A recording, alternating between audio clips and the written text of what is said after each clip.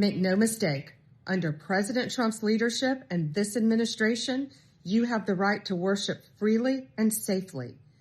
And if I haven't been clear already, if you violate that sacred right, we are coming after you. Nobody is above the law.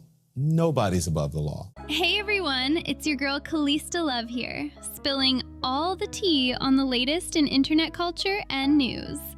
I hope you're having a fabulous day. But today, we have the juiciest update on that Don Lemon drama I talked about last week. Remember when I said the Trump administration was gearing up to charge him? Well, guess what? They actually did it.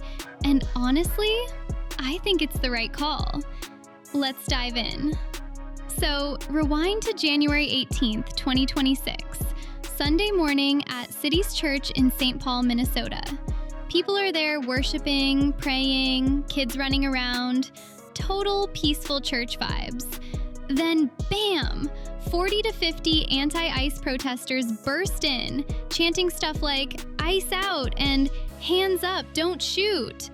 They shut the whole service down because one of the pastors, David Easterwood, is also the acting director of ICE's St. Paul field office. This all ties back to anger over a recent ICE shooting, where a woman named Renee Nicole Good was killed.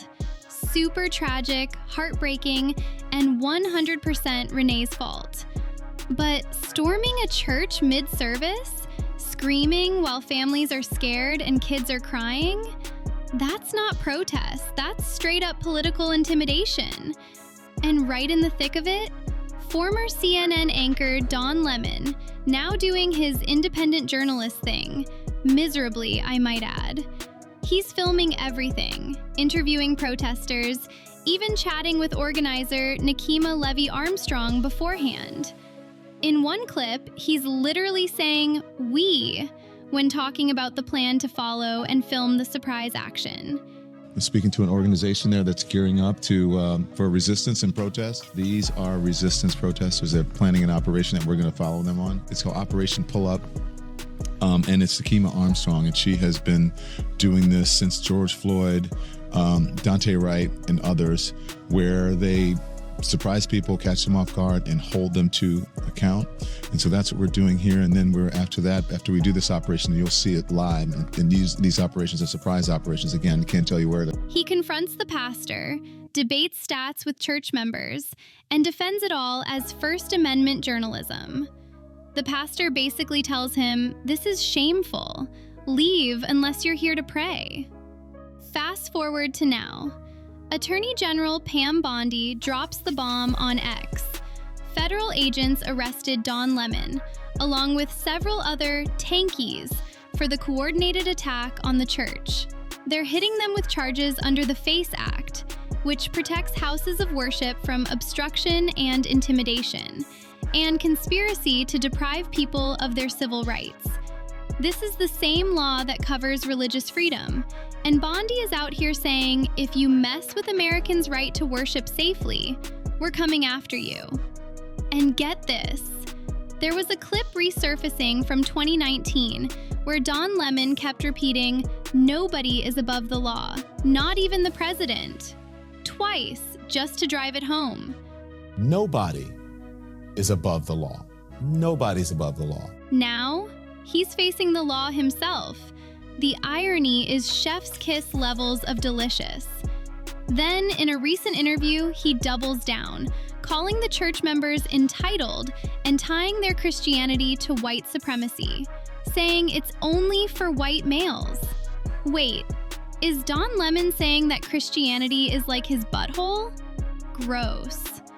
And there's a certain degree of entitlement. I think people who are, in the religious groups like that, it's not the type of Christianity that I practice, but I think that they're entitled, and that entitlement comes from a supremacy, a white supremacy. And they think that this country was built for them, that it is a Christian country, when actually we left England because we wanted religious freedom. It's religious freedom, but only if you're a Christian and only if you're a white male, pretty much.